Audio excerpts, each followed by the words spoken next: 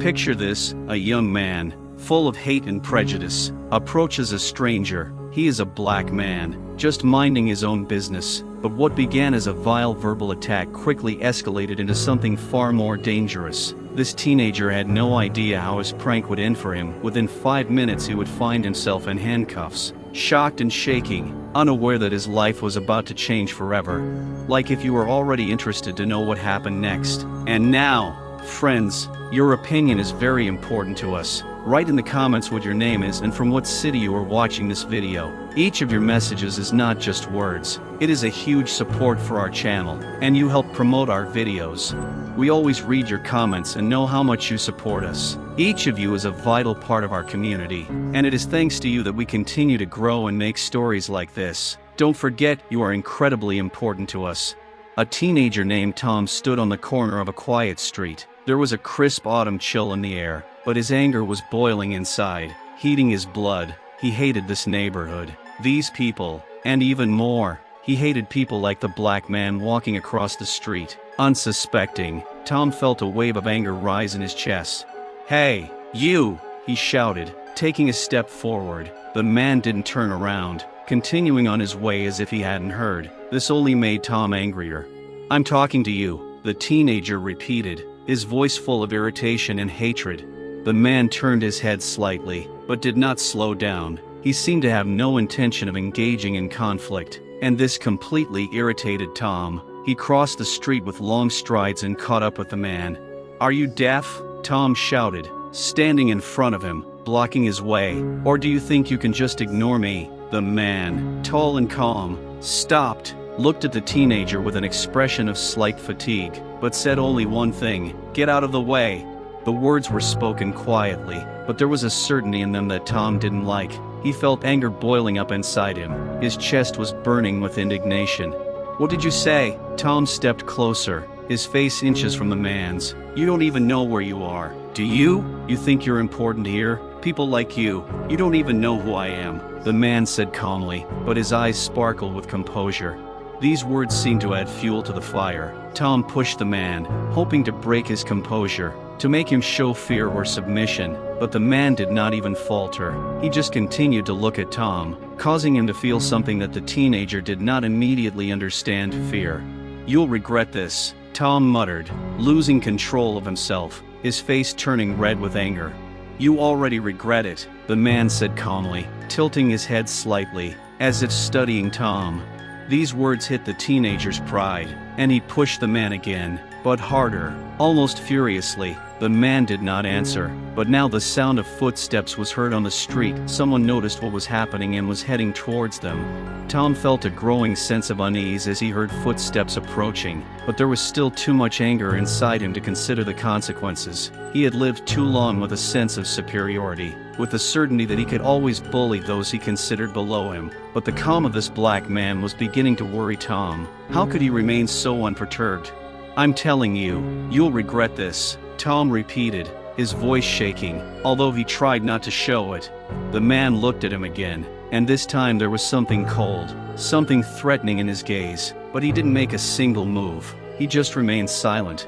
"What are you looking at?" Tom almost shouted, realizing that the man wasn't afraid of him, and that was what scared him the most. "Do you think you're better than me? Do you want to feel what it's like to be in your place?" Tom raised his hand, ready to strike, but then his hand froze in midair. The sound of footsteps was getting closer. Something inside him went cold, as if an icy wind had crept into his mind. Heavy footsteps were heard behind him. Someone was watching. The teenager slowly turned around and saw a middle-aged man walking along the sidewalk, not taking his eyes off them. There was a disapproving coldness in his eyes. "What's going on here?" the man's voice sounded. Tom felt his heart begin to beat faster. He was momentarily confused, but then his anger returned with renewed vigor. He couldn't show weakness, not in front of these people. "It's okay." Tom glanced quickly at the man who had approached, trying to hide his fear behind a mask of rudeness. "It's none of your business. I see that this is not normal at all," the passerby answered calmly, his voice confident but calm. He took his phone out of his pocket. "Maybe we should call the police?" "The police?" Tom felt his body tense. He licked his lips, now completely confused. "Why? I didn't do anything," the black man, who had been silent the entire time, slowly straightened up and looked at Tom as if he already knew how this would end. His silence weighed on the teenager, making the air around him thick, like a thick fog. "You've done enough," said the passerby, dialing a number on his phone. Tom couldn't help but panic. "Stop! Don't call!" Tom tried to step forward, but suddenly realized that his legs wouldn't obey him. The adrenaline began to dissolve, leaving only a cold, sticky fear. At this moment, the sirens of police cars were already heard in the distance. Tom stood there, unsure of what to do next. His heart was pounding in his chest, but the black man stood still, never saying a word. That silent look cut deeper than any words could. It was as if the man was saying with his silence that Tom was nothing, and that was what irritated him the most. He waited for a reaction. Fear, anger, some kind of answer, but there was none, only silence. "Are you completely stupid?" Tom shouted, coming closer again, his rage surging through him again. "I'm talking to you, bastard." The man, as if not noticing what was happening around him, turned away and continued on his way. This disregard was like a slap in the face for Tom. How dare he? A feeling of humiliation and helplessness washed over the teenager. It became hot in his chest, as if all the anger he had accumulated over the years burst out at that moment. "Stop! Do you hear me?" Tom grabbed the man's arm again and roughly turned him towards himself. "I'm not letting you just leave." The man looked at him again with the same cold calm, silent, as if Tom were some unpleasant obstacle in his path. This silence was oppressive. Every time Tom expected an answer, the man simply remained silent. There was no fear or anger in his eyes, only impenetrable indifference. "What? Have you forgotten how to talk? Or are you afraid?" Tom spoke louder and louder, feeling his own aggression overflowing him. "I'll make you talk." He pushed the man away sharply, but he only swayed slightly again and returned to his previous position. Tom expected his victim to start screaming or defending himself, but instead the man remained silent. "Are you completely insane?" Tom blurted out, his voice now harsh and uncertain. "Talk to me." But the man, unperturbed, took another step back, as if the teenager were just an annoying nuisance. It seemed that the more Tom shouted, the less the man noticed him. The silence was driving him crazy. The echoing silence around him was shaking Tom from the inside. He began to doubt his control over the situation. This feeling of helplessness and inability to break his opponent grew, causing the teenager not fear for himself, but an irrational desire to subdue, to force the man to react. "Stop!" Tom shouted one last time, reaching out to push the man again. But at that moment he noticed several passers-by begin to stop and watch what was happening. Their looks, full of condemnation, made Tom's heart clench. Tom, unable to control his anger, followed the man, who continued to move forward, ignoring him. This silent resistance only added fuel to the fire. The teenager felt cornered by his own impotence, and now there was only one thing left to do everything to break this man, to wring at least some kind of reaction. Hurt and humiliated by the fact that he was simply ignored, Tom began to shout increasingly foul and offensive words. "Hey, you!" he yelled again, hurling a racial slur after the man. "What? You think you're better than me? You think you can just walk down our streets like it's your city?" Tom quickened his pace and walked alongside him, hoping to force the man to respond. He couldn't understand how he remained so calm, and it infuriated him. "What? Are you tongue-tied?" Tom continued to mock, searching the man's eyes for a glimmer of emotion. "Or are you too cowardly to answer? That's what you're all like, always keeping quiet and hiding. If it weren't for people like me, you wouldn't even have a job. Understand?" But the man still didn't react. He simply walked forward, neither speeding up nor slowing down, as if Tom were just background noise. "You think you can act like you own this place?" Tom stepped forward and started walking backwards, facing the man, making another rude lunge. "You think you're important? You're a nobody. Always have been a nobody. Always will be. People like you don't deserve a place here." The teenager felt his voice grow harsher, his words more cruel. With each shout he tried to reach the man, trying to hit him verbally, to anger him, to humiliate him. He needed at least the slightest sign of fear or hurt, but nothing happened. "Maybe I should show you where you belong." "Ha!" Tom moved forward again, trying to provoke the man into answering. "You know, you're just trash. No one wants you here. You're lucky they even let you walk around here." The man suddenly stopped and looked at Tom, but his gaze was cold, as if he were looking right through him. At that moment, Tom felt a slight pang of fear. This silent fortitude, this indifference to his humiliation and ridicule was more frightening than any answer. He did not understand how this man could remain so unperturbed in the face of such aggression. "You probably think I'm joking, don't you?" Tom blurted out, feeling himself losing control. He approached the man again, seizing on one last chance to get a reaction. "But you'll see what happens to those who don't respect us." But in response there was only silence again. Tom, unleashed by his own anger, felt that the man's threatening silence only spurred his aggression. He did not know what to do next, but inside him a certainty was growing that he could do whatever he wanted. This certainty was too much, and it made him forget about the consequences. Taking a few quick steps forward, Tom stood directly in front of the man, blocking his path. He knew he was physically threatening, and that only spurred him on.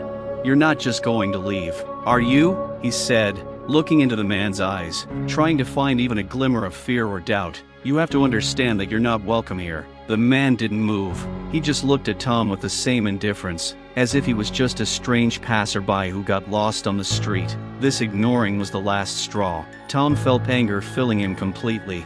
"You don't understand who you're talking to," he shouted, increasing his aggression. He stepped closer, leaving the man no chance to avoid a confrontation. "You think you can just ignore me? I'm not letting you leave until you understand who's boss here." With every word he said, the man remained unmoved. This angered Tom so much that he reached out and pushed the man on the shoulder. It was only a light touch, but it was important to him. He wanted him to finally react. "Hey, didn't you hear?" he shouted, leaning closer to say it with even more emphasis. "I'm talking to you, idiot." The man looked at his hand, which was so close, and finally said, "Take your hand away before I stop you."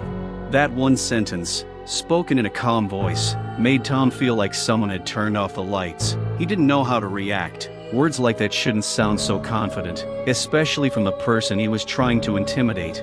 "You think you can scare me?" Tom frowned, gathering his strength to strike. "I'll just spit on you." The teenager pushed the man away again, but this time with more force. Something inside him snapped, and he was ready to resort to real violence. The man's silence and calm filled him with hatred, as if the thin thread connecting him to reality had snapped. "If you don't get out of my way, I'll make you wish you were never born," Tom said, his teeth clenched in rage. His face turned red and his hands clenched into fists. The man didn't move in response, but his eyes began to sparkle, and a shadow of something incomprehensible appeared in them, something that made Tom even more nervous. He didn't understand why this calmness caused him such fear. "Don't think I'm just going to back down," he said, taking a step toward the man, intending to collide with him forcefully. "You can't just walk away." But at that moment a passerby, a middle-aged man, the same one who was going to call the police, approached them. He abruptly interrupted the situation, in which there was already too much hatred. "Hey, what are you doing?" he said, but this only spurred Tom's aggression. "Get him away from me," the teenager screamed, directing his rage at both men. "I'm not afraid of anything." At that moment, adrenaline filled his body and he rushed forward, ready to fight off anyone who dared to stand in his way. Tom rushed forward with fury, determined that now he would finally break his opponent's resilience. He pushed the black man in the chest with all his might, hoping to induce fear and submission. This should work, he thought, experiencing a sharp sense of satisfaction. But instead of the expected reaction, the man only swayed slightly, without losing his balance, and remained in place. "Get your hands off me," he said, his voice remaining calm, as if nothing could upset him. Tom couldn't believe what had happened. This ignoring, this cold, impenetrable look, seemed to pull the rug out from under him. Instead of breaking under his onslaught, the man simply stood there like a rock, looking at Tom imperturbably, and it gave him an irresistible urge to hit again. "You don't understand who you're talking to," the teenager shouted, attacking the man again. "I'll make you understand who's boss here." But his words had no power. Every time he tried to humiliate the man only looked at him, motionless, showing no fear or irritation. Tom felt the rage begin to consume him, turning him into something wild and untamed. He pushed the man again, harder this time, and the movement seemed to resonate in the air, but the reaction was the same. "Don't waste your power," the black man said, and there was a sadness in his voice, as if he had been waiting for this moment to happen. That was the last straw. Tom's anger surged back. He wasn't going to give in. He couldn't. As if in desperation, He tried to push the man again, but now it looked pathetic. His actions were so ineffective that he began to feel fear creeping into his heart. "You're nothing," Tom said, trying to sound confident, but there was already panic in his voice. "I'll destroy you if you don't start listening to me." "You can't destroy something you don't understand," the man replied calmly, and there was such confidence in his words that it seemed to bounce off Tom, making him feel helpless again. This calm tone, which did not give in to emotional pressure, only fueled the hatred inside the teenager. He felt the tension growing on him, his fists clenched even tighter, but he did not know what to do next. It was like a fight to the death, only something in this silence seemed more terrible to him than the violence itself. Tom rushed forward again, but suddenly a passerby appeared in his path and again tried to stop him. "You can't just act like that," he said, and this made Tom even more irritated.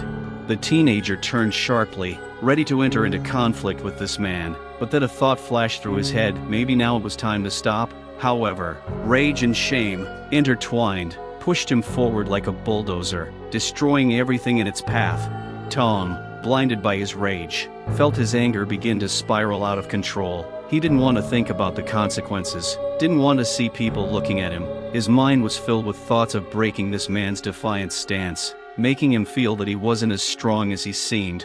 "You deserve to be thrown into the trash," he screamed, losing all sense of reality. His voice sounded wild and uncontrollable, like that of an animal that had lost all hope. "I'll smash you into the asphalt if you don't start being afraid." Each word he spoke came out with such force that it seemed as if he himself had no control over them. He began making sharp movements with his hands, trying to frighten the man, as if it could shake his calm even a little, but instead it only deepened his own despair. "You don't know who you're dealing with," he shouted, rushing forward, ready to strike. His fist tightened like a spring ready to fire, but instead of the expected impact, he encountered a wall of silence. The teenager tried to push the man again, but now his movements were clumsy and lacking precision. He thrashed frantically from side to side, not understanding what he was trying to do. The silence around them grew louder and louder, and he could feel the people around him looking at him with disapproval, which only fueled his rage. "Bastard!" Tom screamed again, as if trying to break down the walls of his madness. "You can't just walk past me like I'm nobody. I won't let you go." His words turned into screams, filling the space around him. It was like the whispers of a madman who had finally lost touch with reality. People started to gather around, their eyes full of surprise and condemnation, but Tom didn't notice. He didn't care. All he wanted was to humiliate the man, to make him back down. "I'll deal with you," he said, clenching his fists even tighter. "You don't know who I am." And in that moment he remembered how easy it had been to bully people when he was with his friends, how their laughter always accompanied his aggression. But now, here, he was alone, and the feeling of loneliness washed over him. He turned to the assembled spectators, feeling fear creeping up on him, and to stifle it, he directed his anger at the man again. "What are you looking at?" he shouted at the crowd, as if his rage could sweep away everything around him. "You have a problem? I'm the only one for all of you." The man standing in front of him remained unperturbed. He did not retreat, did not show an ounce of fear, and this was the last straw for Tom. Anger rose like a wave, ready to wash away everything in its path. "You will pay for your words," he said, losing all sense of control over himself, and pushed the man hard in the shoulder, as if that would change anything. But at that moment, at the very height of his rage, the teenager suddenly felt something strange. Something inside his mind clicked. Fear. Fear for his own life. He looked into the man's eyes and suddenly saw not just calm, but something much deeper, understanding. This realization hit him like an icy chill, and in that moment he finally realized that he had lost control not only over the situation, but over himself. Tom, blinded by his aggression, turned to the crowd that had gathered around him. A new desire had flared up inside him, a desire not only to destroy his opponent, but to make others see his strength. He needed approval, understanding, support. He wanted everyone around him to witness his courage, to join in his attacks. "Look at this typical loser," he shouted, pointing at the black man. "He doesn't deserve your respect. All he does is come here to take our jobs and ruin our city." His voice pierced the air, but instead of the expected reaction, cheers or laughter, he was met with complete indifference. People in the crowd exchanged puzzled glances, some even with regret, as if watching a tragedy unfold before their eyes. "Can't you guys see what he looks like?" Tom continued, growing more aggressive. "He doesn't belong here. He shouldn't be here," but the passers-by didn't seem to react. Some turned away, some pressed their lips together, but no one supported him. This indifference gradually grew inside him, as if it were sucking out the last drop of his confidence. "Hey, you," he shouted, trying to catch the eye of one of the men in the crowd. "Don't you think this is wrong? You should support me. Tell him he's not wanted here." The passerby he pointed to just shook his head. "You're wrong," he said, his voice a mixture of confidence and embarrassment. "We all have a right to be here. You shouldn't act like this." This caused Tom to explode in rage.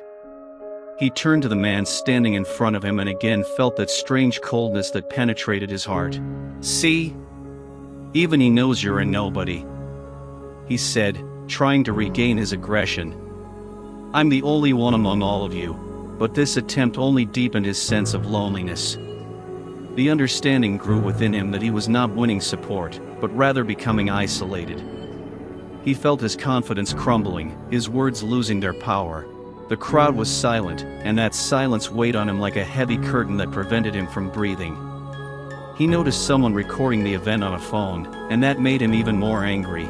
"You'll all laugh when I put him down," he shouted, hoping that would elicit some kind of reaction. He won't be able to resist me, but instead of expectation, he only saw again the indifferent looks that could have torn him to pieces if they had been fists. This silence, this indifference, it hit him harder than any blows. "This is your hero," he shouted to the crowd, but again there was only silence in response. "He is a nonentity, and you all know it." It was as if at that moment he had become completely lost in his emotions. The man he had tried to destroy stood next to him, and despite all the hatred he felt, at that moment he felt that he himself had become the real nonentity. The tension within Tom was growing, and, finding no support from the passers-by, he realized that words were no longer enough. A rage was boiling within him that neither insults nor threats could calm. At that moment, he knew it was time to take action. Clenching his fist, the teenager took a sharp step forward, past the oppressive silence of the crowd.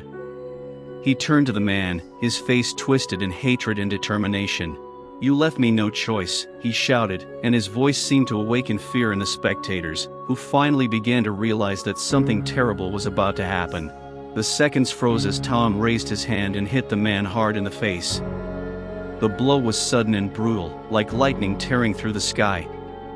The man, not expecting such aggression, fell to the ground, his body like a broken doll, his head hitting the pavement. The audience gasped. The crowd began to whisper, and the fear that had been clenching Tom's throat a moment ago suddenly gripped him. He hadn't wanted this, or at least he hadn't wanted it to happen like this. He had only wanted to show his strength, to make everyone around him respect him, but instead he felt his heart pounding in his chest with fear. The man fell to the ground, and his eyes flashed with surprise, then pain. For a moment, everything seemed to freeze. Tom stood over him, knowing that this violence was the point where everything would change. He didn't know what to do next, didn't know how to stop the spiral of hatred that had taken him this far. "Get up," he shouted, his voice shaking with uncertainty, and he didn't even know what he was talking about. "I told you that you can't leave until you learn to respect." But the man just remained silent, lying on the ground, his face twisted in pain.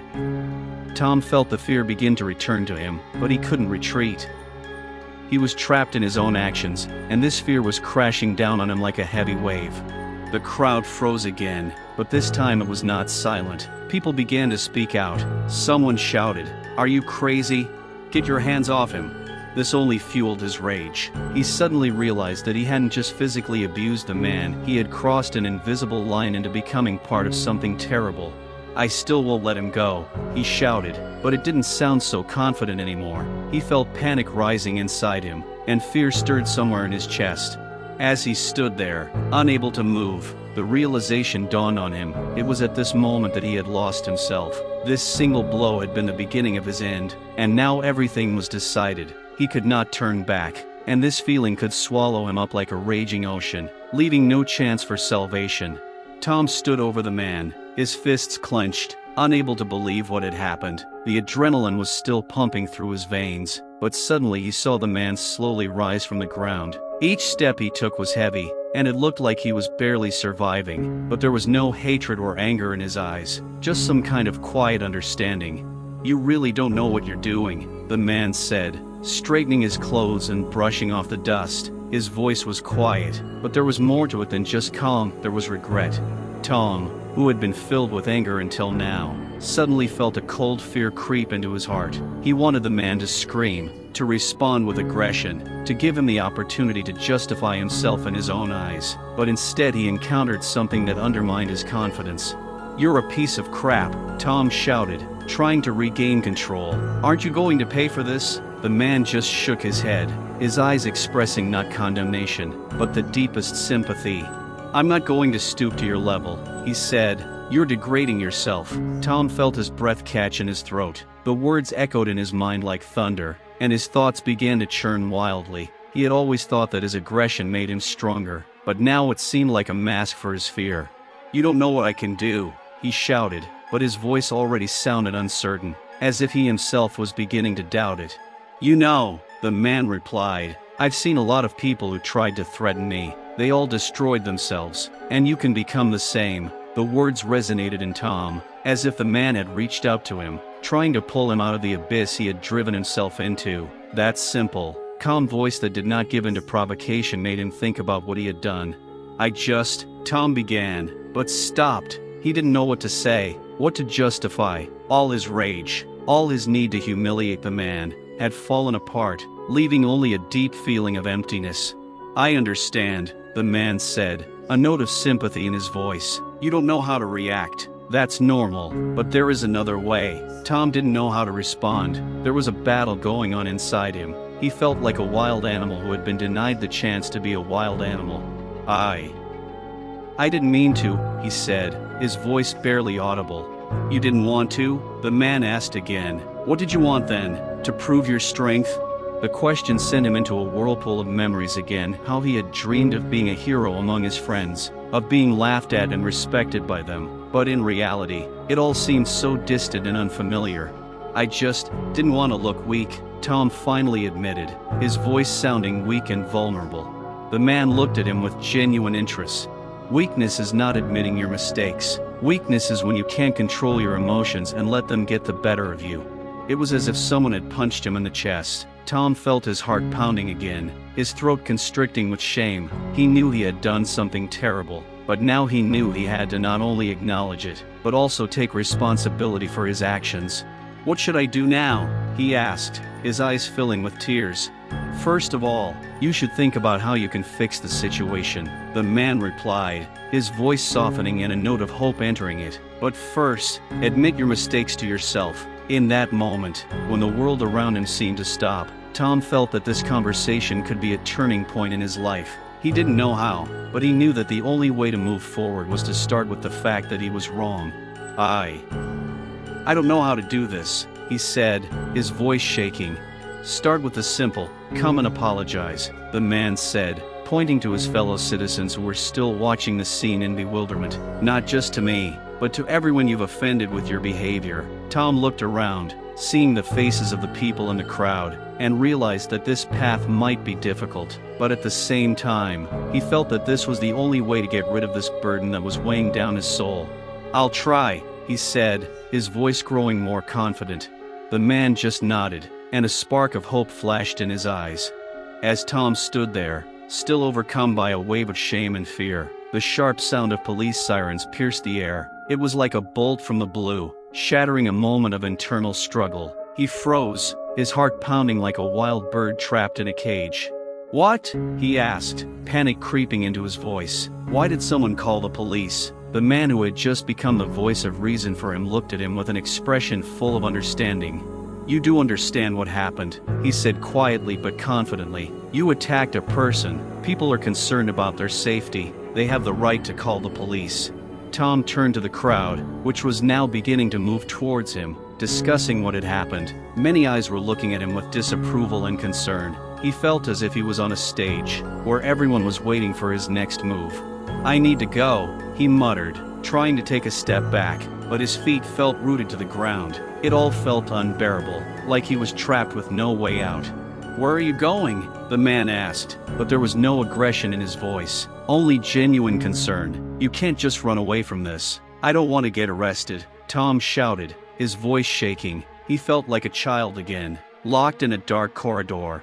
But even his words didn't inspire the confidence he wanted to hear. The police sirens grew louder, getting closer, and he realized there was no way to run. The crowd began to shrink, as if preparing for a storm. I need to do something, he said, and his voice sounded as if he was trying to convince not only those around him, but himself as well. Do what I said, the man said again, his voice calm. Talk to them. Admit what you did and apologize. Tom shook his head, unable to imagine how he could stand in front of the police and talk about what he had done. I don't know how to do this, he said, almost in tears. At that moment, the police approached them. Two uniformed officers with serious faces stepped out of the car, and their presence created tension in the air. One of them, tall and powerfully built, addressed the crowd, asking questions about what had happened. What happened here? He asked, surveying the situation. Tom, standing in front of him, felt his chest tighten with fear. It's me, he began, but the words wouldn't come. Looking into the policeman's eyes, he saw only coldness, demanding an explanation. Who are you? Asked the officer, crossing his arms over his chest. Tom looked at the man who was already standing next to him. His calm gave him strength. I'm the one who attacked him, he said, his voice shaking with fear. I was wrong. The police began to approach, and the air around them became tense. They were clearly waiting for further explanation, and at that moment, a shift occurred inside Tom. I hit him, he said, and there was sincerity in his voice. It was a mistake. I didn't mean to, he hesitated, unsure how to explain his actions. I just couldn't control myself. The policeman, listening attentively, nodded. We heard about that, he said, pointing at the man. He wasn't going to attack you? No, Tom said, his voice growing more and more confident. He didn't do anything to me. I did it myself. Okay, the officer said, his expression softening, but we'll need to record everything that happened. You'll need to give a statement. Tom felt a sense of accomplishment growing inside him. He didn't know how this would end, but he knew the only way forward was to admit his guilt and take responsibility for his actions. I'm ready, he said, meeting the man's gaze. The spark of understanding appeared in his eyes again, and in that moment he realized that perhaps this was the path to redemption. The officer nodded and began to write down his statement, and the crowd around him stood silent, watching, and even in his fear and shame, he felt the hope of a new beginning ignite within him. The sirens died away, but the fear inside Tom continued to build like a gathering storm. The police were getting closer, their faces stern and ready for action. Every step they took seemed like an eternity, and he couldn't shake the feeling that his life would never be the same. He looked at his acquaintances standing in the crowd and realized that they had witnessed his fall. All his dreams of status and respect were now shattered. He saw a combination of shock and condemnation in their eyes, and this only added to his confusion. He suddenly felt very small, as if he had been squeezed into a tight ball, leaving him alone with his fear. Please don't let this be the end, he muttered to himself, though he didn't even know to whom he was addressing his prayer. He stood before the police, his breathing quick and heavy. Your name is Tom, right? One of the officers asked, his voice calm but stern. Tom nodded, unable to get a word out. We received a call about an assault, the officer continued, his eyes remaining focused on Tom. Can you tell us what happened? Tom felt panic rising, like a lump in his throat. Words wouldn't come, and he knew he had to speak. He had to explain, but there were too many thoughts spinning around in his head, and each one only made the situation more complicated. I hit him, he finally said, tears welling up in his eyes. I don't know why, I just can't explain. At that moment, a second policeman approached them and carefully watched the man lying on the ground. How is he feeling? He asked, turning to his colleague. He's fine, he replied, not taking his eyes off Tom. But you realize this isn't just a fight, this is an assault. Tom froze again, and something clicked in his mind. He realized that his actions could have serious consequences. not just for him, but for the man who had done nothing but become the target of his wrath. "I understand," he said, his voice growing determined. "I didn't mean to hit him. I didn't mean to hurt anyone." The officer nodded, but his gaze remained wary. "We'll need to document this. Come with me," he said, his voice becoming more commanding. Tom felt fear creeping up on him. He didn't know what was coming next, but the knowledge that he could no longer escape the consequences gnawed at him from the inside. His behavior, his choices, were all that mattered now. An inner voice began to sound inside him. "You ruined everything yourself. You got yourself into this corner." Tom looked back at the man and saw him looking at him with understanding, though there was still pain in his eyes. As much as he wanted to get away from all of this, his mind was telling him that he couldn't move away now. "I'm sorry," he said, but it sounded like a whisper, barely able to break through his fear. "Don't apologize to me," the man replied, his voice becoming a little softer. "Apologize to yourself." Tom turned back to the police officers, and the inner feelings of guilt, shame and fear crashed down on him with renewed force. As soon as he took a step forward, his feet seemed to grow into the ground. He began, the words catching in his throat again. "I just didn't know how." The officers exchanged glances, and one of them, in a soft voice, said, "We can all make mistakes, but you have to learn from your mistakes." And in that moment, standing on the edge of the gap between his past and what lay ahead, Tom realized he cannot escape responsibility. He must be prepared to accept the consequences of his actions, no matter how terrible they may be. The sirens pierced the silence again, but now they didn't frighten him as much as before. They were like bells calling him to a new reality.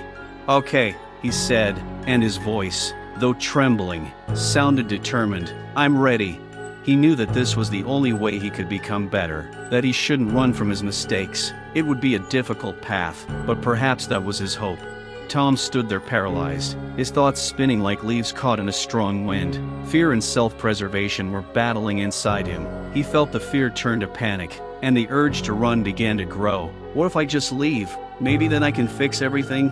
His heart was pounding in his chest, as if it wanted to escape. He suddenly took a step back, in the direction he had come from, as if hoping that if he just walked away, everything would go back to normal. The sight of the police approaching him reminded him that the safe house was far away, and he had nowhere else to run.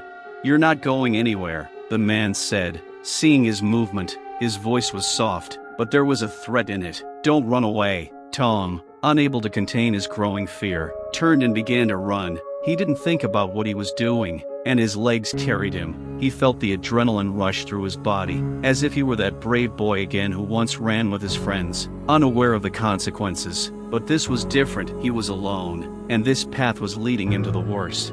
"Stop!" one of the policemen shouted, but his voice did not reach Tom. Everything around him became silent, as if the world had stopped when he rushed from the spot.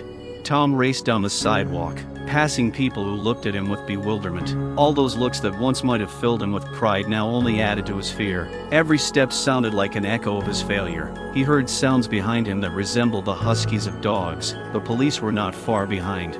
"What have I done?" flashed through his mind, but instead of thinking, he kept running, sincerely hoping that maybe he could disappear into this endless city labyrinth. He turned the corner, trying to throw off those who were chasing him. His legs were already starting to get tired, and his fear was turning into fatigue. He saw a bridge stretching into the distance, and without thinking, he quickly headed towards it. "Don't go!" a voice came from behind him, and it seemed he could hear the police getting closer and closer. But he kept running, ignoring the call. "If I can get to the bridge, I can stop, I can survive," he repeated to himself like a mantra. The bridge was silent. The only sounds were his own footsteps and the sound of his heart pounding in his ears. But after a moment, a thought flashed through his mind. What happens next? If he did make it to the other end, what would he say? How would he justify his actions? Meanwhile, the policemen were not far behind, and soon Tom felt fear seizing him like a snake coiling around his neck. The thought crept into his heart, maybe I'd better give up, but instead he decided to turn onto a side street. Hoping the police wouldn't find him, he crossed the bridge and ran down a narrow alley, rubbing his hands against the cold brick walls. Every breath was heavy, and he felt like he couldn't get enough air. "Stop!" the policeman's voice rang out again, but now it sounded closer, and Tom knew that it was useless to run any further. He had lost his sense of direction, not knowing where this escape would lead him. "Please stop," the man shouted, and his voice was so urgent that Tom suddenly stopped. At that moment, he felt his heart stop. What if I give in? What if this is the best way out? He turned around and saw the police officers standing a few meters away from him. Their faces were serious, but there was no hatred in them, only a desire to restore justice. "You can't run away from yourself," said the same man who had become his voice of reason. "Do you understand what's happening?" Tom, standing on the edge, realized that every step he took did not lead to freedom, but only deepened the hole into which he had driven himself. "I don't know what to do," he said, his voice a whisper, filled with confusion and fatigue. "Make the right choice," the officer said, his voice softening as if he were trying to convey to Tom the idea that every action had consequences. "Stop and admit your mistakes. It's the only way to find your way back." Tom looked into the eyes of the police officers and felt how the wall he had built around himself gradually began to crumble. He could not run away from his actions, from his decisions, and at that moment, when the fear was at its peak, he realized that the only thing left for him was to honestly accept what he had done. "I give up," he said, his voice quiet but determined. With that he turned to the police, and they, realizing that he had surrendered, began to approach, ready to take control of him. But Tom had no desire to resist now. He knew that this was his chance to right his wrongs. Reality was waiting for him ahead, and he needed to approach it with his eyes open. Tom stood there, looking at the police, his heart beating faster. He knew that despite his decision to surrender, his arrest would be painfully public. Everyone around him was watching him in slow motion, and that added to his shame. "Face the ground," one of the officers shouted, his voice as stern as a hammer blow. Tom took a step back, but his legs wouldn't obey him. They felt like wood, as if he were trapped. He looked at the assembled people, who were watching him fall with curiosity. "Why are they watching?" he thought. "Is this a show? Am I an entertainment to them?" "Quickly," the policeman repeated, and this made him shake his head as if he were coming out of a stupor. Not understanding how he had gotten himself into the situation, he slowly sank to his knees, then to his stomach. The cold asphalt pressed him to the ground, and he felt his heart pound in humiliation. Whispers and quiet conversations echoed around him, and he glanced at the people again, their curious and judgmental glances only adding to his shame. "Put your hands behind your back," ordered the officer who leaned towards him, and at that moment Tom felt his inner world crumble. He raised his hands as if in surrender, but it gave him no relief. The officer grabbed his hands and quickly handcuffed them, their cold touch a symbol of his defeat. The moment seemed like an eternity, and Tom, lying on the ground, felt completely humiliated. "You're under arrest for assault," the second officer said, standing over him with a serious face. "Anything you say can be used against you in court." The words rang like a loud bell, echoing in his mind. He couldn't believe that all this was happening to him. "How could I have come to this?" he thought, tormented by his behavior. Tom could hear people talking among themselves, some whispering, "What a shame," and others encouraging, "That's right, let him get what he deserves." This only increased his sense of isolation. "Get that away from me," he screamed in panic as the officer checked his pockets. "Please don't. Be careful not to cause any trouble," the officer said, reaching into his pocket. "It's standard procedure." At that moment, he felt something inside him break. He knew he couldn't change what had happened, but he couldn't help but think about how he had ended up here on the ground, face down, handcuffed. All those dreams, all those plans, they now seemed like a distant mirage. The officer, having completed the search, turned to him again. "You understand that your actions have consequences, right?" Tom nodded again, trying to suppress his tears. "You shouldn't have attacked the man," the officer added, and there was no malice in his voice, only the weight of condemnation. "That's not what we expect from people your age." And these words were like a cold shower for Tom, indicating how far he had gone astray. He closed his eyes, wishing for the shame to end, but alas, reality left him no choice. The crowd continued to watch, and in their gazes he sensed not only condemnation but also curiosity. He didn't want them to see him like this, but it didn't matter anymore. His world had collapsed, and he knew that he had a path to redemption to follow, no matter how painful it might be. When he was lifted from the ground and finally stood on his feet, he felt like he was in captivity. The handcuffs gave him a feeling of complete helplessness. He took one last look at the people around him, and in their eyes he saw only echoes of the hatred that had pushed him down this path. The officers began to lead him to the police car, and as they walked, he suddenly realized that this situation could be the beginning of a new life for him, a life in which he could learn from his mistakes. But to do that, he first had to come to terms with what he had done and accept the reality of his actions. As they opened the car doors, he heard the officers talking among themselves, and standing on the threshold of a new stage in his life, he felt again the same fear that had paralyzed him from the very beginning. At that moment, he knew that from this day on he would fight for his redemption, even if the road was hard and long. The crowd gathered around seemed to freeze. People stood there, silent, their faces expressing a mixture of curiosity, condemnation and shock. No one dared to interfere. Everyone just watched as Tom was led to the police car. In this deathly silence, every step the teenager took sounded louder than he could have imagined. Tom felt his face contort with fear. Every pair of eyes that looked at him weighed him down, as if he was being physically weighed down with stones. He looked away, hoping to find someone familiar who might understand or support him, but among the condemning faces, he saw no one he knew. No one he knew. Instead, he was surrounded by complete strangers who only distanced him from himself. How could he do that? One woman said, and her voice was so loud that it seemed the entire crowd froze at her words.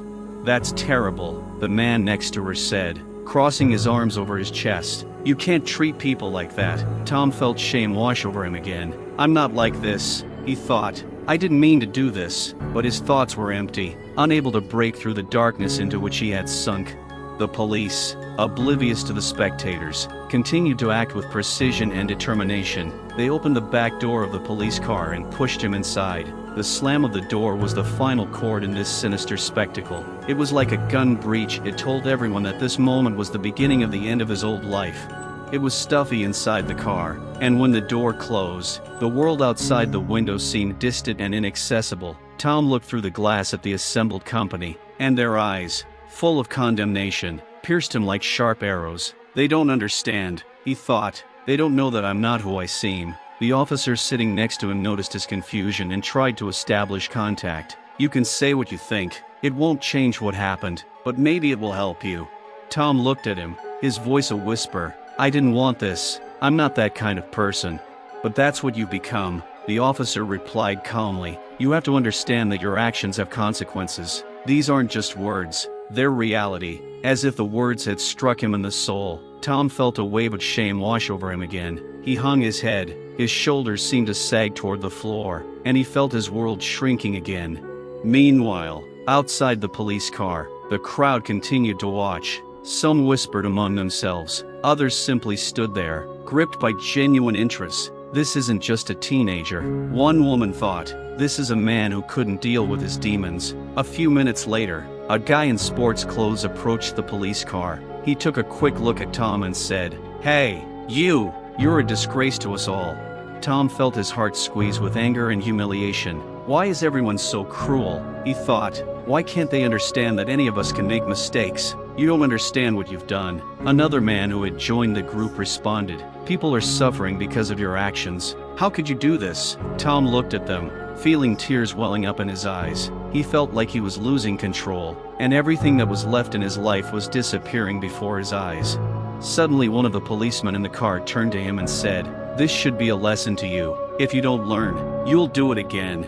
Tom looked into the officer's eyes and saw something more than just professionalism. There was sincerity and a desire to help, but he still couldn't shake the feeling that his life would never be the same again. "I didn't mean to hurt you," he said, his voice shaking with suppressed emotion. "But you did it," the officer said. "Now you must learn responsibility." Once again, Tom felt the world crumble around him. He knew this was just the beginning of his journey to recovery, and although he was scared, he knew he had to go through with it. He felt time stand still, and the officer's words were etched into his mind. It was the moment he realized his actions mattered, and the consequences of those actions would follow him for the rest of his life. The crowd remained silent, but there was something else in their eyes now. Not just condemnation, but understanding. Each of them probably felt like they had once been in a similar situation, and they were all part of the same story. Their silence was not just condemnation, but a warning, a reminder that evil can be everywhere if we are not careful. When the police car door closed, Tom found himself in a darkness that reminded him of an abyss. The smell of sweat and engine oil mixed with the silence that enveloped him like a heavy blanket. He sat on the hard seat, feeling his body curl up into a ball, as if trying to escape reality. Tom looked out the window, but his gaze did not catch a single familiar face. Outside the glass, the street lights blurred, mixing with neon signs and the shadows of passers-by. This world, full of life, seemed distant and alien to him. He realized that he had never felt so alone. "I've lost everything," he thought. "Everything I had." He remembered how many times he had laughed with his friends, how he had discussed his dreams with them. They had planned for the future, dreamed of their careers, of what they would do after school. But now all those dreams had vanished like smoke from a fire, leaving only the embers of regret. The cabin was silent, and the sound was dull, like a heartbeat. The officers in the front were talking about something, but he didn't care. All Tom could think about was how he had let this happen. His mind was racing back to the first time he had felt hatred. Why? He asked himself over and over. Why didn't I stop? Suddenly one of the officers, the one sitting behind the wheel, turned around and said, "Hi, boy. How old are you?" 16, Tom answered, his voice quiet and uncertain. "Do you understand what you were doing when you attacked that man?" Tom lowered his head, unable to meet his gaze. "I don't know. I was furious. I couldn't stop." "So you just didn't think about the consequences?" the officer asked, his voice stern but not angry. "No, I didn't," Tom admitted. The words rolled out of him like stones being dropped from a heavy heart. I don't know what came over me." "You know," the officer said, "anger does not justify violence. We can all feel anger, but we cannot let it control us. It is not what a person does." Tom felt his eyes fill with tears again. He was depressed and scared of what he had lost. "I'm not that kind of person," he said. "I never wanted to hurt anyone, and now you've offended." The second officer, who had been silent until then, said sharply, "And now you must answer for your actions." Tom closed his eyes, trying to suppress the rising emotions. He knew it was true, but the realization that he had become the very thing he had always despised weighed him down. "What happens next?" he asked, looking out the window where the city lights were spreading across the sky. "An investigative process," the officer replied. "We'll have evidence, we'll have video, and you'll get your lawyer. You'll be tried." The words sounded like a death sentence. Tom tried to imagine what it would be like to stand before a judge, facing the consequences of his actions. He knew his life would never be the same. Not only had he lost his freedom, but he had lost his self-respect. Suddenly he remembered the man he had attacked. "What's wrong with him?" he thought. "He must be badly hurt." "How is he?" Tom asked, his voice shaking with emotion. "The man I attacked. Is he okay?" The officer sitting next to him looked at him and said, "He received help. We need to make sure everything is okay, but his condition is not critical." It was as if a stone had been lifted from his soul, but then it was squeezed again in his chest. "I did this," he thought. "I hurt him." The officer behind the wheel spoke again. "You know that many teenagers face similar situations. We don't understand what we can do with our emotions, but you have a chance to correct your mistakes. It depends only on you." These words touched him. Correct the mistakes? He thought. How can I do that if it has already happened? Meanwhile, the car moved slowly through the city, and Tom looked out the window, seeing familiar places passing by: a school, a park, a store. It all seemed so far away and unattainable. He remembered his hopes and dreams, which now lost all meaning. "You have the opportunity to change your life," the officer continued. "Every time we face difficulties, we have a choice." Tom, hearing this, took a deep breath. "What can I do?" he thought, but he knew that something was starting to change inside him. He didn't want to stay like this. He wanted to be a better person. He couldn't let fear and hatred rule his life. When the car stopped, he realized that this was only the beginning of his journey. He had a chance at redemption, and he knew that despite all his mistakes, he had to fight for his life and his future. The policeman got out of the car and one of them turned to Tom. "It's time to start correcting the mistakes, boy." With that they opened the doors, and Tom, despite the fear that still gripped his heart, felt a spark of hope light up inside him. He knew he had a long way to go, but now he was ready to begin. As the door to the interrogation room closed behind Tom with a thud, he felt the world outside disappear. The air was thick with tension, and he glanced around quickly. trying to get used to his new surroundings. The walls were painted a pale color, and in the corner sat a table with 2 chairs, one for him, one for the officer. On the table lay a notepad and pen, ominous in their silent foreboding. The officer who had been watching him entered the room, his face focused but not cruel. He was followed by another policeman, who was holding a folder of documents. "Hello, Tom," the first officer began, sitting down in a chair opposite. "Let's talk about what happened today." Tom nodded, but the words were stuck in his throat. He could feel his heart pounding in his ears and his thoughts were jumbled. "How did I get here? How could this happen?" were the questions that swirled around in his mind. "Let's start with a simple question. What exactly happened?" the officer asked, opening the folder and looking at it. Tom felt panic rising inside him. "If I say the wrong thing, they might use it against me." He swallowed, collecting his thoughts. I was just walking down the street," he began, his voice shaking. "I didn't mean anything bad." "But you did," the second officer, standing behind him, interrupted. "You assaulted a man. That's a serious charge." Tom felt anger rising in him, but he knew he couldn't give in to it. "It won't help," he thought. He took a deep breath and continued. I was furious. I don't know how it happened. He didn't react to me, and I couldn't contain myself." The officer sitting opposite nodded, making notes on a notepad.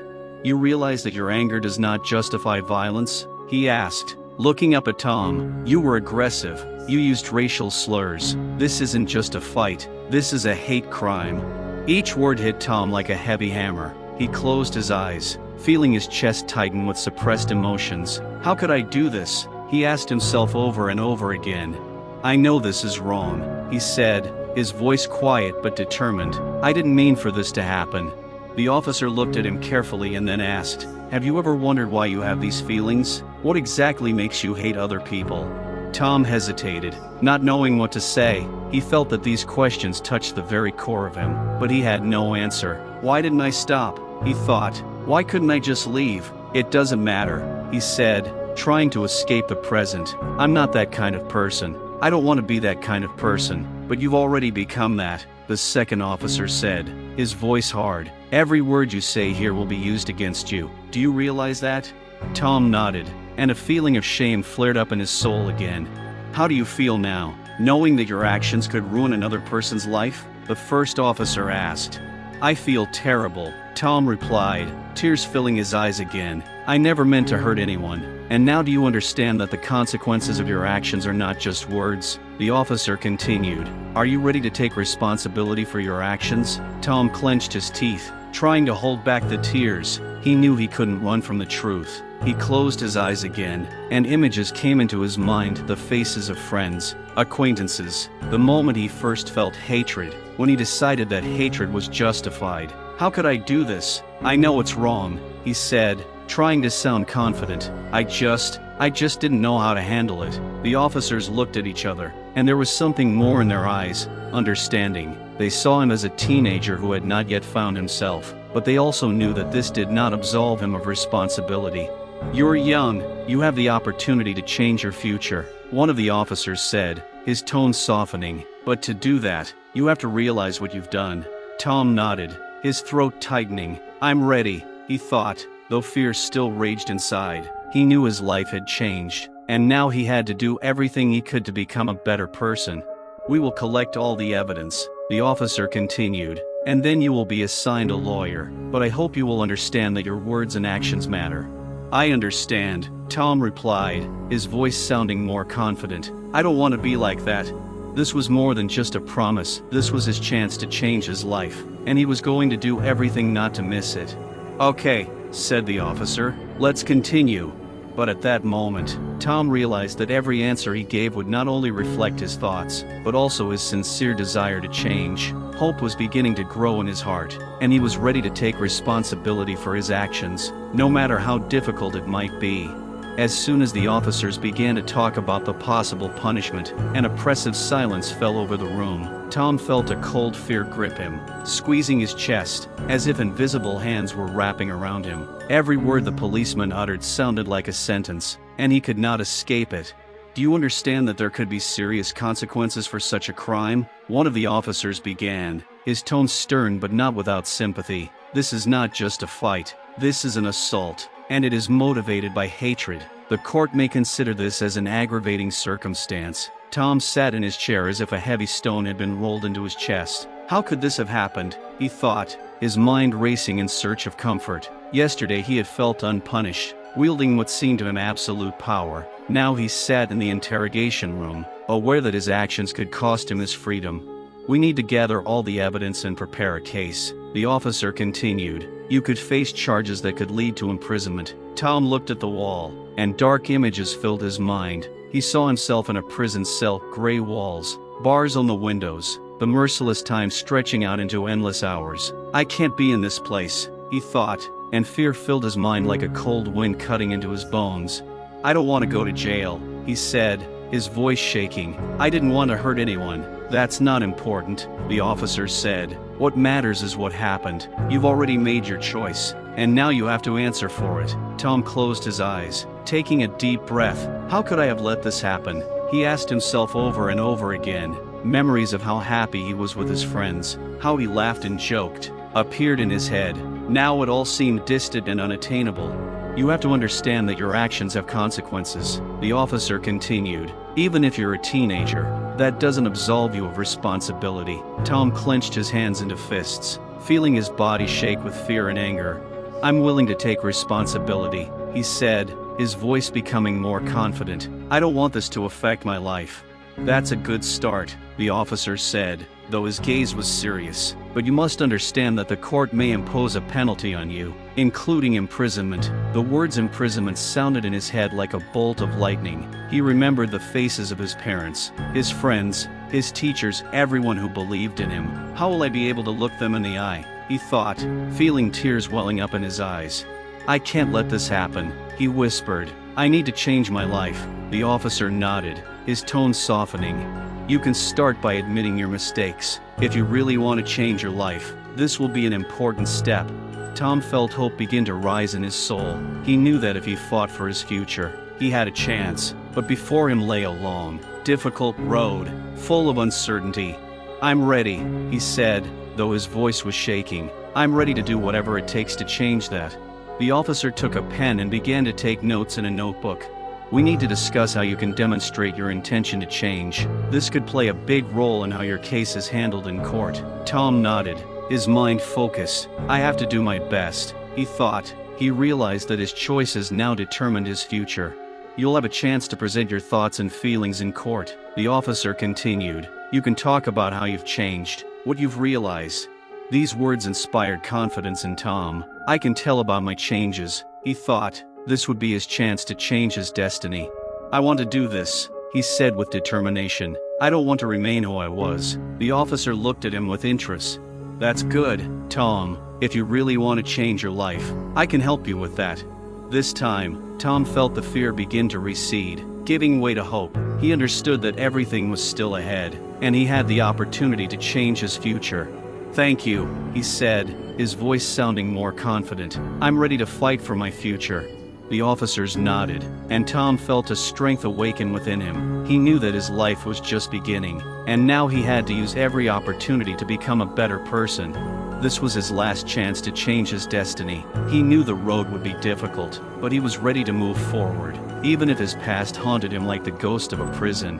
In the dimly lit interrogation room, Tom continued to think about what he had done. The feeling of fear and uncertainty was slowly building, making his heart beat faster. He sat in his chair, staring at one spot, but the officer's words were still ringing in his head. This is a hate crime.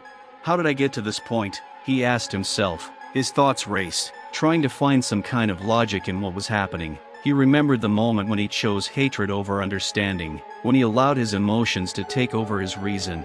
Tom imagined how his actions had affected the life of the black man he had beaten. He wasn't just hurt, he was hurt and humiliated in a way that could stay with him forever. He thought, trying to comprehend the gravity of his actions. He knew that beyond his little world there were real people with real feelings.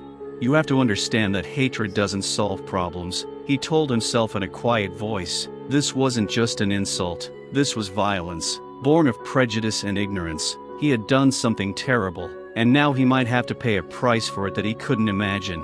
The officers, watching his reaction, exchanged glances, and understanding was visible in their eyes. One of them, the one sitting opposite, said, "Tom, we see that you understand the consequences of your actions, but this awareness must be translated into action. The hatred you have shown cannot simply be forgotten. It leaves a mark, and it is important that you learn to deal with it."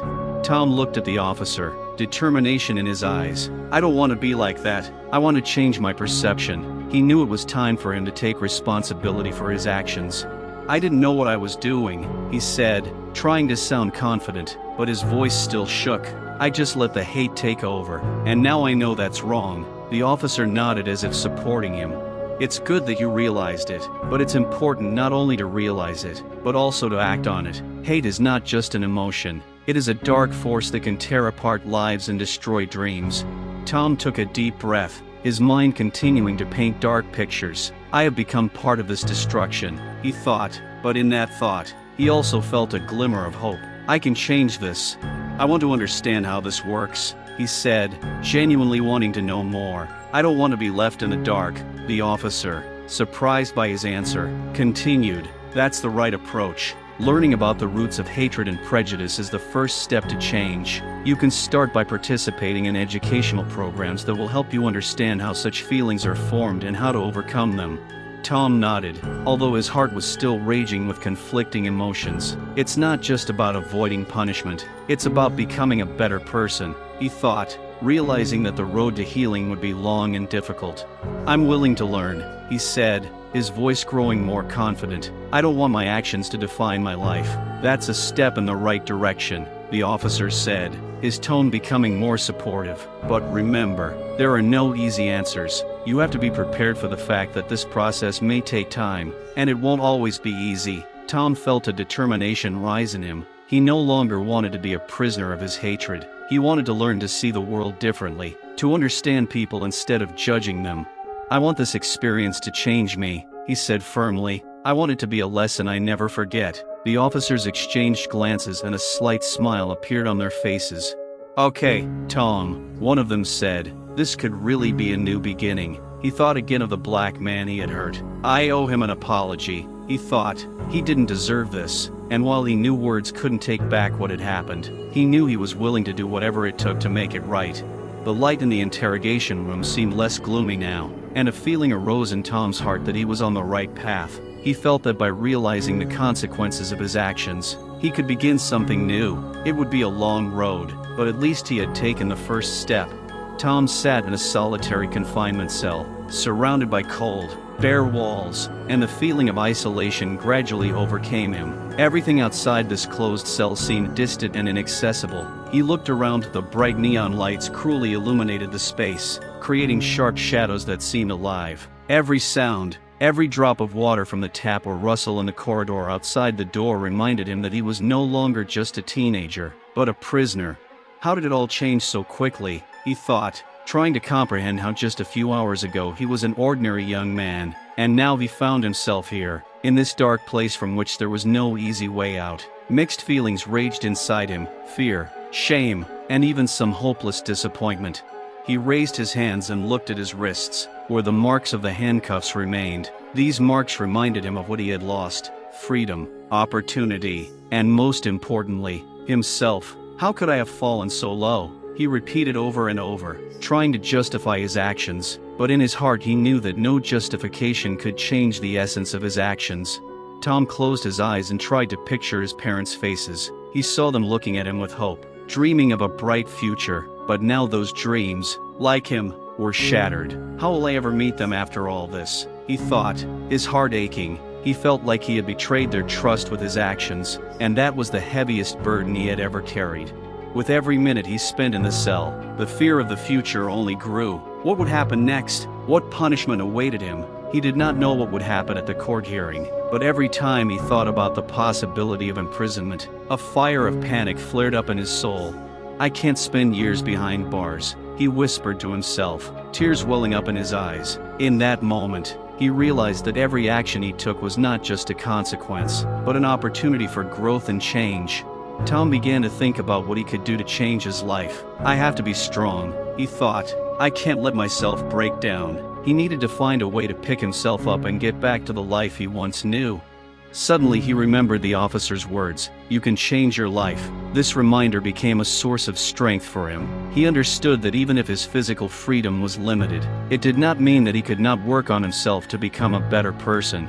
He took a deep breath, trying to calm his thoughts, and promised himself that he would do everything he could to use this experience to grow. "I don't want to be who I was," he whispered, looking at his hands, which now seemed like a symbol of strength. "I want to be better." The light behind the bars dimmed, but a new understanding began to awaken in his soul. The closed cell he was in became not just a place of isolation, but also a place where he could rethink his life and his actions. "This is not the end," he said out loud, his voice bouncing off the walls as if encouraging him. "This is a new start." With each word, he felt the fear begin to recede, giving way to determination. Tom knew the path would not be easy, but now, in this closed cage, he began to realize that he held the key in his hands, the key to change, to understanding, to a new life, and despite his fear, he was ready to take this path. The cell remained dark and cold, but a spark of hope lit in his heart. He didn't know what lay ahead, but he knew one thing for sure: he wouldn't let his past define his future. Dear viewers, it is very important for us to know your opinion about this story. What do you think about how events are developing? Have you ever experienced racism or bias in your life? Your thoughts and experiences are very important to us, and we value each of you. If you like the story, don't forget to subscribe to our channel and like it. It really helps us to develop and create new interesting materials for you. Have a nice day and look forward to seeing your comments.